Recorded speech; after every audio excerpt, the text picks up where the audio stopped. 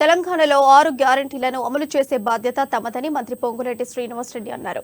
ఈ మేరకు తొలి రోజే 6 గ్యారంటీలకు చట్టబద్ధత కల్పించామని తెలిపారు. ఆర్థికపరమైన చెక్కులు ఉన్న గ్యారంటీలను ఖచ్చితంగా అమలు చేస్తామన్నారు. ఈ నెల 28 నుండి ప్రజాపాలన సభలు ప్రారంభం కానున్నాయని, ప్రభుత్వమే ప్రజల్లోకి వెళ్లే విధంగా ప్రజాపాలన కార్యక్రమాన్ని రూపొందించామన్నారు. పొంగులేటి తెలిపారు.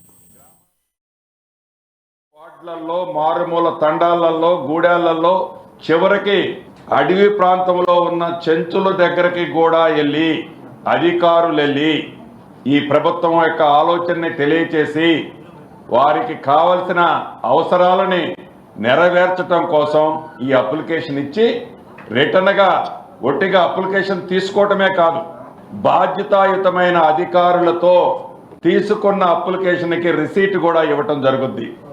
జనరల్గా పోలీస్ స్టేషన్లో కంప్లైంట్ ఇస్తే కంప్లైంట్ తీసుకున్న పోలీస్ ఆఫీసరు ఒక రసీదు ఇస్తాడు, ఎందుకంటే నేను బాధ్యతాయుతంగా ఈ కంప్లైంట్ తీసుకున్నాను అని.